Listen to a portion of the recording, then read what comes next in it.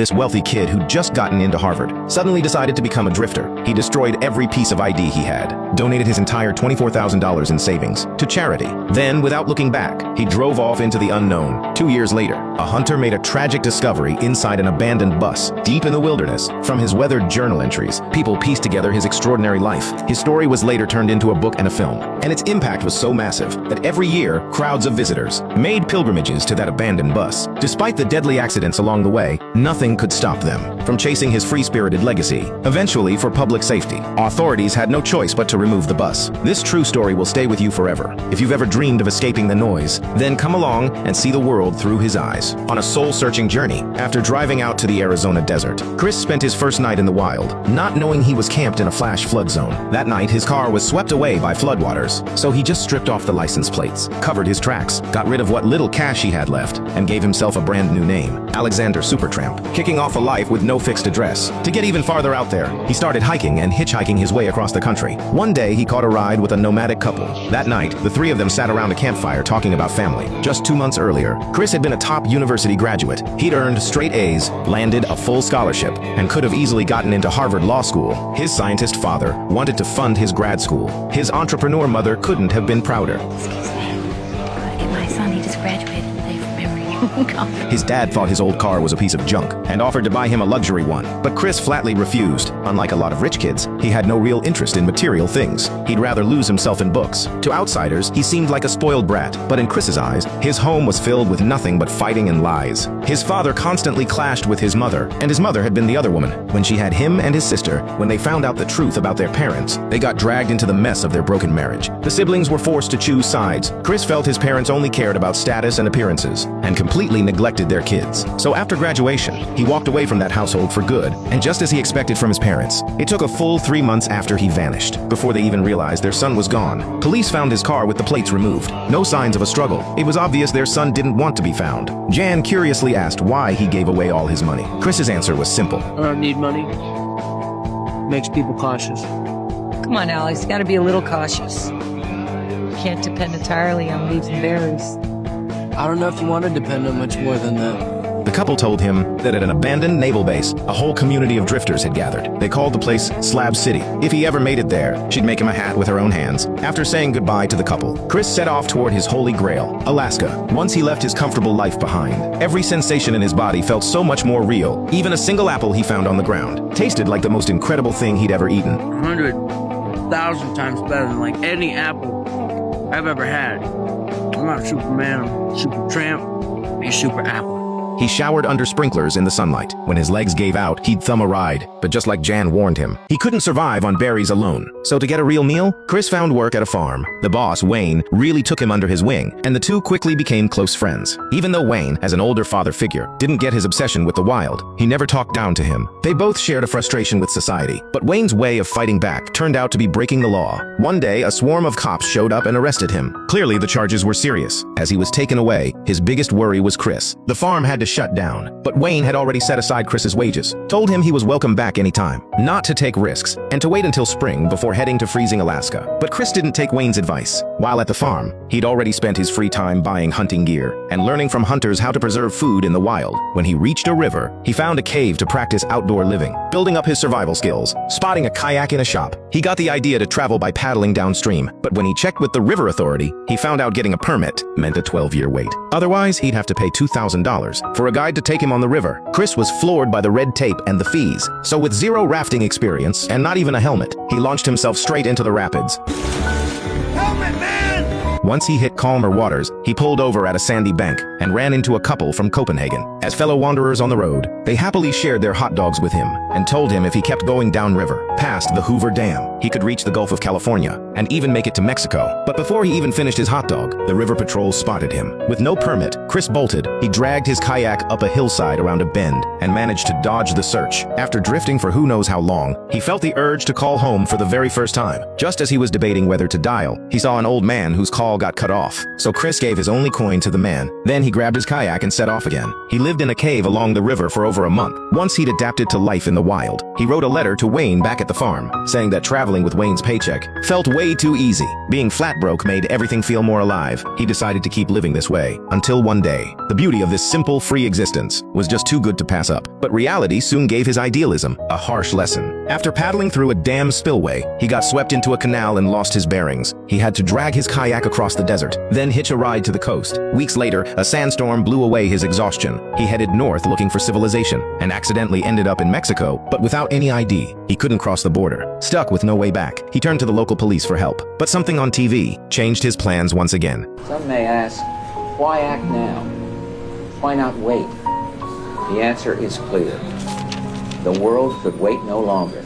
So he stopped waiting, ran to the railroad tracks and hopped a freight train, taking a trip to parts unknown. A day later, he was back in a city full of skyscrapers. But you can't hunt in a concrete jungle. And with no money to his name, Chris had to hit up a shelter for food. A kind staffer saved him a bed for the night. He figured he'd get a new ID the next day and head back out. But walking the streets, he realized he felt completely out of place in this world. Watching a stranger's mannerisms and small talk, he caught a glimpse of who he used to be. That was the version of himself he was trying to escape. So that same night, he grabbed his stuff, left the shelter, and hopped another freight train out of there. But the train stopped at some remote station in the middle of nowhere. Railroad security showed up with dogs and aggressively kicked him out without warning. They told him never to hop a train again, or he'd pay the price. Battered and bruised, Chris had no choice but to hitchhike back to the city. Now he had to suck it up and work at a fast food joint, saving up money for the next leg of his journey. Nearly a year after Chris disappeared, his parents, who used to fight, constantly bonded over the shared pain of losing their son. His rocket scientist father started praying to God. His mother would stare at every homeless person on the street, thinking it might be her boy, taking a second look every time. As he pressed on, Chris finally reached Slab City and reunited with a wandering couple. It was a community of nomads and drifters, living out of their RVs, gathering around campfires at night, living simply,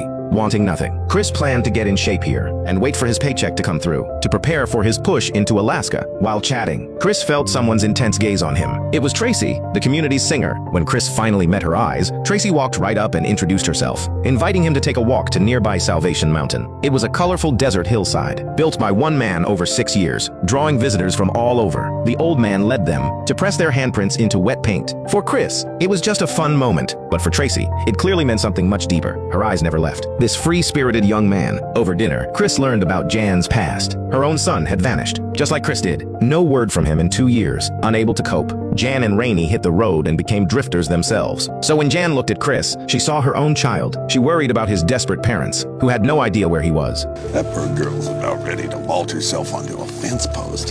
Here you are, among the Jack and Lang. Rainey told Chris that kids can be incredibly cruel to their parents. He asked if Chris ever thought about going home, but all Chris wanted right now was Alaska. When Tracy saw him walking her way, she hurried back inside. Hello, Merry Christmas. Come in here. Tracy told him her parents had gone into town, and nobody would be home all afternoon. But faced with her completely unsubtle invitation, Chris gently turned her down. Yeah, they went to call my grandma for Christmas. No, I mean, we can't do that. Why not? How old are you? 18.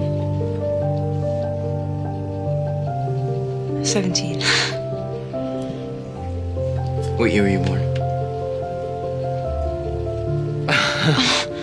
He sang a love song with Tracy instead, a tender way of declining this sweet girl's affection. He didn't want to hurt Tracy, but to reach his Alaska, he had to cut all ties. Before leaving, he gave her the farm's address and told Tracy to write him, saying maybe one day he'd actually get her letter. After leaving Slab City, Chris hit the road again. Jan drove him to the station and tossed him a gift she'd promised long ago, a hat she'd made herself. Having lost her own son, Jan had come to see Chris as her own child. She couldn't stand seeing him in that beat-up straw hat he'd found somewhere. Chris had been missing for 18 months now. His parents were falling apart, numb with grief, like the walking dead. Stopping at a gas station, Chris met a lonely old man named Ron, learning that this young man, in the prime of his life, was wandering the wilderness alone. The old man felt a pang of concern. How old are you? 23. 23 years old. Son, don't you think you ought to be getting an education and a job and making something of this life? I think careers are a 20th century invention, and I don't want one. You don't need to worry about me. I have a college education. I'm not destitute. I'm living like this by choice. In the dirt? Yeah, in the dirt. Chris invited Ron to hike to the top of a hill to see the stunning lake on the other side, but Ron only made it halfway before he stopped. Much like his own life, Ron had spent most of his years in the military. His wife and child lost their lives in a tragic car crash. After that, the old man turned to the bottle, but he soon realized the dead were gone for good, and drinking wouldn't change a thing. So he got sober fast, pulled himself together, and built a life around leather carving. He was comfortable enough, but hadn't stepped outside his home in decades during their time together. Ron taught Chris the art of leather carving. Chris etched the story of his entire journey onto a leather belt, and Chris took Ron hiking and sightseeing, showing him a world he'd never seen. One day, Ron finally had to ask what Chris was really running from. You know, I could ask you the same question, except I already know the answer. Oh, you do ya? I do, Mr. Franz. You gotta get back out in the world. Get out of that lonely house, that little workshop of yours. Get back out on the road. Really? You're gonna live a long time, Ron. You should make a radical change in your lifestyle. I mean, the core of man's spirit comes from new experiences. And there you are, stubborn old man, sitting on your butt. Sitting on my butt? Yeah. Ha! I'll show you! Sitting on my butt! Inspired by Chris, Ron climbed the hill he'd once refused to finish, but at the top, sadness washed over him. He didn't want Chris to leave. Chris told him not to think that joy in life only comes from relationships with others. Joy is everywhere. What matters is changing how you see things. But Ron could tell that what Chris was really running from was family. When you forgive, you love. And when you love, God's light shines on you.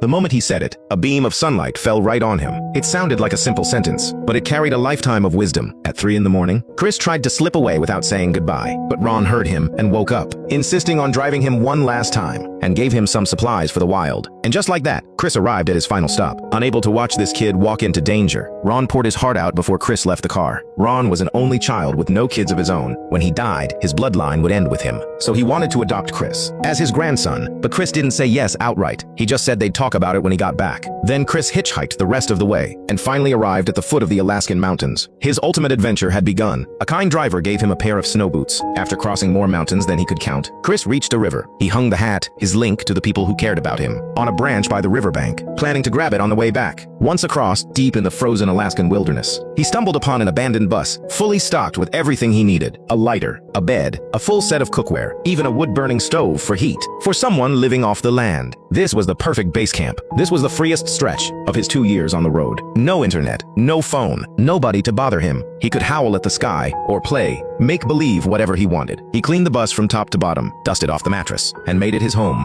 When he got hungry, he went into the mountains to hunt. But just as he had a moose in his sights, he spotted a calf trailing right behind her. He couldn't bring himself to take the shot, and just like that, he gave up his winter reserves. But that soft heart quickly caught up with him. With no game to eat, he grew thinner by the day, punching new holes in his belt, tighter and tighter each time. He rationed his rice down to the grain. He spent his days reading and staring into the void. By week 7, the weather finally warmed. Small animals returned to the area, and Chris finally got to eat meat again. He could bathe in the river, under the warm sun. Then one day he spotted a massive moose. If he preserved it right, it could feed him for months. Chris managed to take it down, quickly gutted it, and tried to smoke the meat the way the hunter had taught him. But what the inexperienced Chris didn't realize was that before he could finish, flies had already laid eggs all over the raw meat. The smoke didn't penetrate deep enough, and maggots took over in no time. He had no choice but to give the moose back to nature, letting the forest creatures have their share. By week 9, Chris's food supply was completely gone. He began reflecting on the meaning of life and what true happiness really was. Finally, with nothing left to eat, he packed up to head home, saying goodbye to the forest that had been his world for 2 months. But when he reached the river, the gentle knee-deep stream he'd waded across in winter had swollen into a raging torrent from the snowmelt, several times wider and deeper than before. The hat he'd left hanging on the far bank was now hopelessly out of reach. He tried to cross, but the current nearly swept him away. He barely grabbed onto a branch in time. Chris had no choice but to go back to the bus. When you can't leave, freedom becomes a cage. True freedom means being able to come and go as you please. Being trapped by the river made Chris feel truly alone and afraid for the first time. Without food, hunger began driving him to the edge. His body shrank another size. All he could do was take his field guide and forage for anything edible out there. Wild plants barely kept him going, but the next morning, Chris woke up ghostly pale, completely drained, his body totally out of his control. He couldn't even swallow a sip of water. That's when he realized he'd eaten the wrong plant. He'd accidentally consumed toxic wild sweet pea seeds, which cause paralysis, digestive failure, and nausea. Without treatment, the body simply shuts down. He barely pulled through by day 100, but his body was devastated. A grizzly bear wandered up and sniffed him for a long time, then walked away without the slightest interest in eating him. Just turned around and left. He had dreamed of the Alaskan wilderness, And in the end, that same wilderness held him prisoner. In his final moments, he finally understood what happiness truly means. Now, at last, Ron's words made sense. When you forgive, you love. And when you love, you find freedom. He scrawled one final line in his book. Happiness is only real when shared. Having grasped the truth of life, even a short life holds no regrets. He washed his body clean, dressed himself, and lay down on the bed, gazing out at the blue sky, quietly waiting for the end to come. In his final moments, he imagined himself walking back through the front door, his parents rushing to greet him with open arms. And this time, he stepped into their embrace. He chose forgiveness. He found love again. That was the ending he truly wanted. 2 weeks after he passed, a hunter discovered his remains, along with a few photos he'd taken while still alive. His sister brought his belongings back to the East Coast.